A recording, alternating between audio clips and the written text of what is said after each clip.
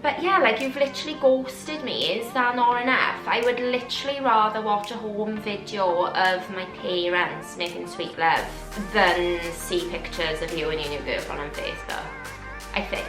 Like, how embarrassing is how embarrassing is that for my soul and for myself? Like, hi guys and welcome to Love What Luck. Happy Tuesday. I'm coming to you this week with my new haircut.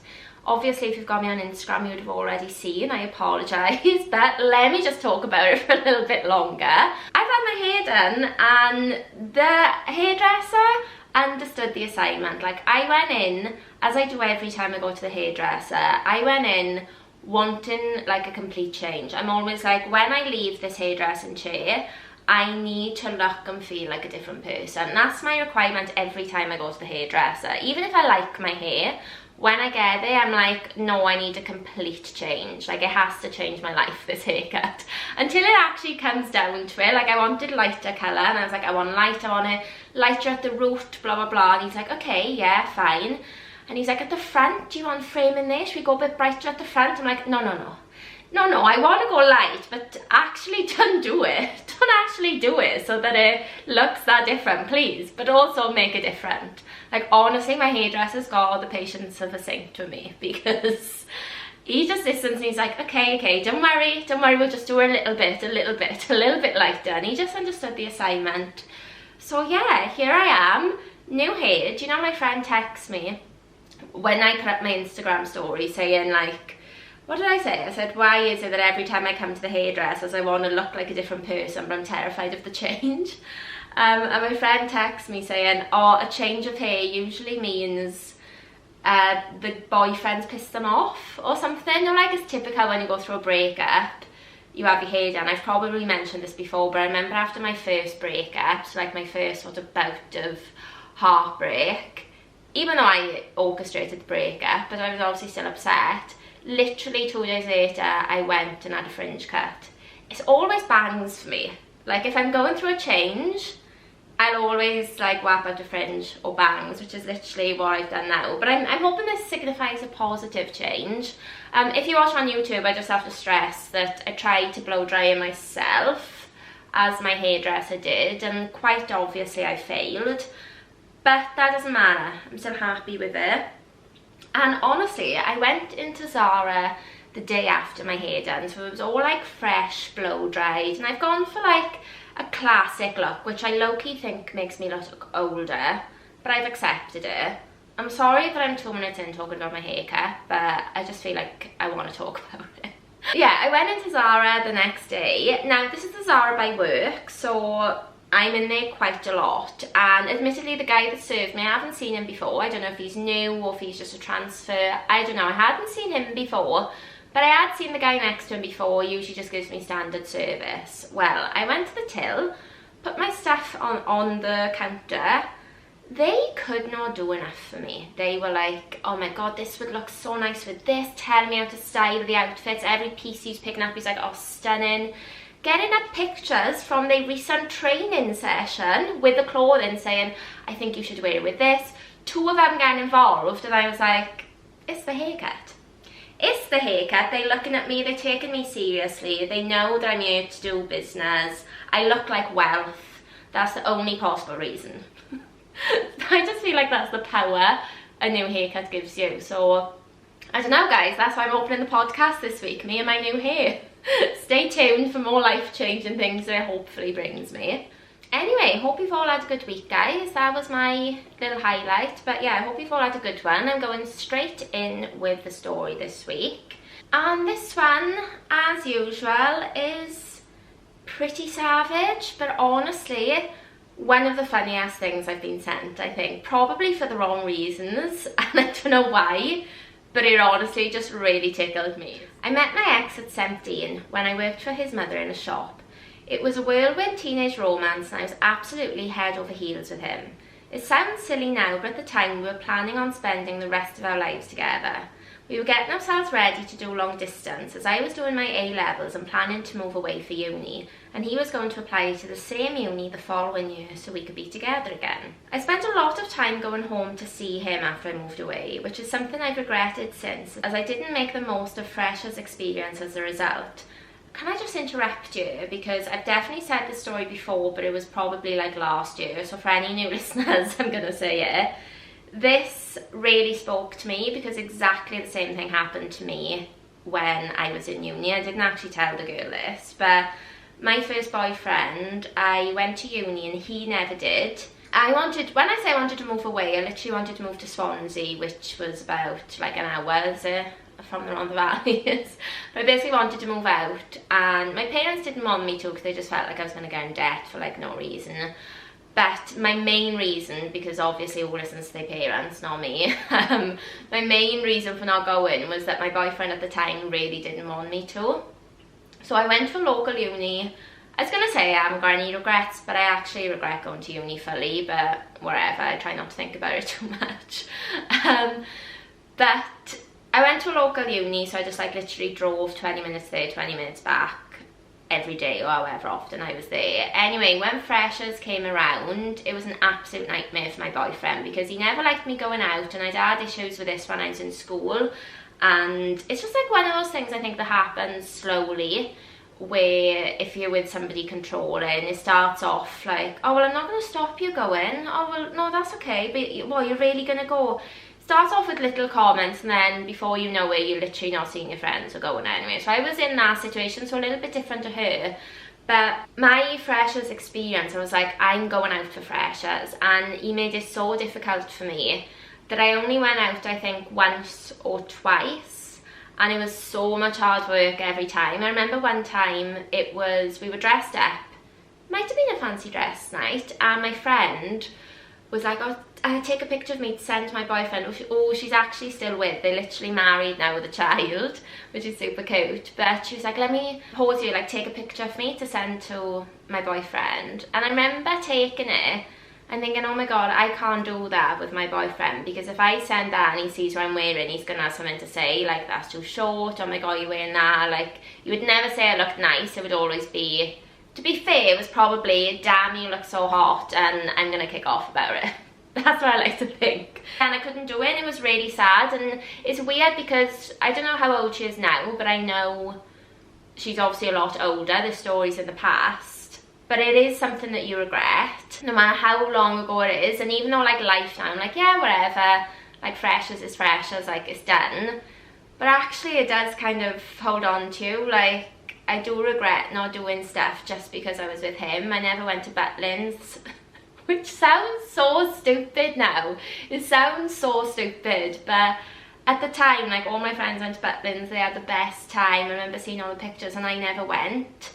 And it's just stuff like that. It does just make you feel a bit sad that you've missed out. So this was a very big interruption, and I'm just going to end it by saying, don't stop doing something that you want if your partner doesn't want you to for the wrong reasons. Like, if they literally just don't want you to because they're worried that you're going to cheat, essentially, or get attention, don't listen to them, because you will regret it. Anyway, sorry. After a month of doing long distance, I noticed he pulled back and became really quiet. One day, out of the blue, he texted me telling me he needed some space to think and asked me not to contact him. I was okay, but after the first day, he started to get a bit worried. He'd completely turned his phone off and deleted all of his social media. She actually said that he deleted his Facebook profile because it was 2010, like 2010, and that was the only social media that they used then. And now it's just a throwback, like, what a time when you only had a Facebook profile. Like, that was literally social media. Like, honestly, Gen Z will never understand what it was like at the start of social media. Like, I am old enough to remember the birth of social media. I'm actually old enough to remember the birth of the internet, which just is wild to me. Like that little dial-up tone on AOL. But I literally remember people getting Facebook and being like, oh my god, what's that one? You had pictures. But to be fair, Bebo was my first one. Bebo was my first social media, but Facebook felt like the first proper one. And yeah, I was with the same guy, and I remember setting it up and keeping a secret, which seems crazy now, but I did set it up firstly behind his back, and then when we broke up, I remember seeing his profile. Oh, I know, and you're like sad and jealous, and I could see his pictures, and I was like, oh, I remember it being really hard. Anyway, sorry. Obviously I was besides myself as I didn't have any idea what this was about. A couple of days later, I get an email from him telling me that it's over and to not contact him with no explanation. I would be low-key worried and be on suicide watch, I'm not gonna lie. Like, it's a very big thing to do, to cut yourself off from everybody, like turn your phone off and stuff. His phone was still turned off and social media deleted. I was absolutely gutted, as in my mind at the time, he was the one. A couple of days later, his phone is still off. The man went fully off the grid. Like, man went off the grid and fully committed to this ghost. I get a friend request from a new profile with his name. I accepted as quickly as I could, thinking he had come to his senses and wanted a fresh start again. Only to see that he'd actually been using this profile for 3 months, and it was full of pictures of him and another girl he was calling his girlfriend. The date showed they were seeing each other while we were together. I'm sorry, it's very obvious that I wouldn't need to see that or want to see that. If you're making the effort to cut yourself off, why on earth are you then cruel enough to think, do you know what, I'm just going to add her just so she can see I've been cheating on her for the last 3 months? Is that not the most savage, horrific, cruel thing to do to somebody? I think ghosting somebody, especially when you're in a relationship, well, to be fair, when you're in a relationship, I mean, it's not that, it is cruel otherwise, but imagine being ghosted when you're in a relationship. That's like one of the worst things you can do. Like, imagine your boyfriend just not contacting you. I've actually had a few stories like that. Like, if you go back on previous episodes, loads of them are like that. They literally, like, I came home from work one day and my boyfriend was gone. But yeah, like, you've literally ghosted me. Is that not enough? I would literally rather watch a home video of my parents making sweet love than see pictures of you and your new girlfriend on Facebook, I think. I mean, I hope I'm never in the position to have to choose, but I feel like I'm just really chatty today and I'm just doing lots of segues in between, sorry. What made it worse was that friends of his that I knew and got on with were liking and commenting on the photos as if this double life was completely normal. That makes me sad. Anyway, I unfriended him instantly and deleted his number and everything I had that would connect me to him. Well done. It was horrible, but the fact he had done something so specific and hurtful made it easier to remind myself how much of a dick he was. The following summer, I get a message from a new account in his name with a picture of him wearing, wait for it, this actually cracked me up, a massive crucifix necklace neck chain. He was basically grovelling for forgiveness and saying he was a newly converted Catholic. I'm sorry, it actually cracks me up. And trying to right his wrongs because he had sinned and done evil. She actually sent me these messages. Oh my god, my hair is getting wilder by the minute. She actually sent me these messages from 2011, like 10-year-old messages, and they were insane. They like were saying, you know, oh, she never deserved it. I mean, all what you'd want to hear really. But it was only, he could only suddenly see the light of this and how bad his actions were because he'd found Christ. I'm sorry, you don't have to be a Christian, a Catholic, whatever religion, to know that cheating on your girlfriend, ghosting her, and then adding her just to show her pictures of it is cruel. Christ doesn't need to tell you that. Baby Jesus did not die on the cross for you to realise that. Like, come on now. Just look at your moral compass, sir. But yeah, the messages were saying, like, she never deserved that, and he's done evil and he's sinned, and don't reply, it will only hurt more. Like, they were so serious from this guy. He was insane. And he was almost speaking about himself, like his new, what do they call it? New born again self, as a third person. So he was saying, like, I want you to think of this as an apology from the new Catholic, we'll call him Dave, from the new Catholic Dave. Like, he was talking about himself like a new person. I mean, look, good for him. And I would, you know, hopefully this new path that he's taken has meant that he hasn't done that to anybody else. But is that not hilarious? If my boyfriend, I'm just trying to think, like, imagine now my boyfriend from I was gonna say school.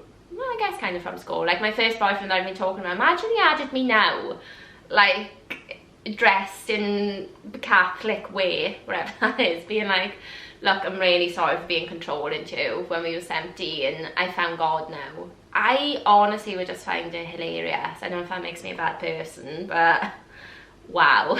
Right, guys, I just want to say thank you to everyone that followed me on Spotify. I feel like I said last week that I'm going to do a giveaway when I reach 1,000 followers on Spotify, and we're already on over 600.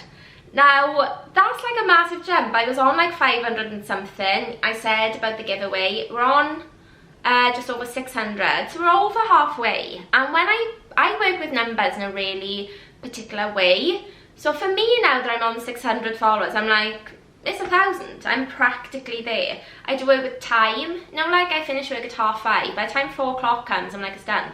It's actually done. I've got no time to finish any tasks. I'm practically running late to finish stuff. I'm just like a very positive person with time and numbers. So 600, I feel like 1,000's literally come in a matter of weeks. So hit the follow button on Spotify and wherever you listen to your podcast. If you listen on Apple, Amazon, if you watch on YouTube, please subscribe. I'm going to do a giveaway on YouTube when I reach 1,000 subscribers as well. I'm on 400, I think. That might be wishful thinking, but maybe I'll be on 400 by the time this comes out. So I'll do a giveaway when I reach 1,000 on both. So please make sure you press follow. Please leave me a review. The reviews have gone up as well, and I check them every day. But it just makes me so happy. Like, when I see one go up, I'm like, oh my god, I've had another review. And it just, honestly, I say all the time, it genuinely does make my day though. And it just gets me through and keeps me motivated to keep going. So please leave me a review. Obviously 5 stars is preferable. And yeah, thank you so much for showing your support as always. Actually, I know some of you guys are into positive thinking. I know I mentioned it on some episodes, and some of you are into it because you send me messages. And I listened to a podcast last week. It was Grace Beverley, the Working Hard, Hardly Working, and the guest's name was Lauren. Let me make sure I can pronounce her name right. Let me see if I can pronounce it by reading it. I'm definitely saying this wrong. Lauren Mahon, M-A-H-O-N. I'm sorry if I'm pronouncing that wrong. And basically she is the longest, or the only, sorry, surviving host of the You, Me and the Sea podcast. You know, the one with Dame Deborah James, who had bowel cancer. And there was somebody else as well, but I feel like it blew up when Dame Deborah James was on there. And basically they talk about cancer, but she was like so inspiring because she got diagnosed with breast cancer at 31, which is obviously so terrifying, but she survived, and it's basically like how she's lived her life with it. Anyway, sorry, long-winded, but one of the things that she said she does, no, sorry, Grace Beverley said she does, and then Lauren Mahon, I'm gonna stop trying to say her surname now, she said that she's done it as well. So I was like, well, that's two really successful people that have done it. So I thought I'd bring it on to you guys in case you hadn't heard. I haven't actually tried it yet, but they both said that basically they write a diary entry on the exact date, but a year from now. So this comes out on Tuesday the 18th, April 2023. So you'd oh my god, I can't talk. So you would write a diary entry, April 18th, 2024, and you write it in the present tense, basically doing what you hope to achieve. So I thought that was quite fun. I'm going to do that tonight. I've actually had a proper like self-care Sunday today. I'm recording on a Sunday, and do you remember last week I said I had like that little anxiety Death Eater in the corner of my house and my mind all day telling me that I had work tomorrow?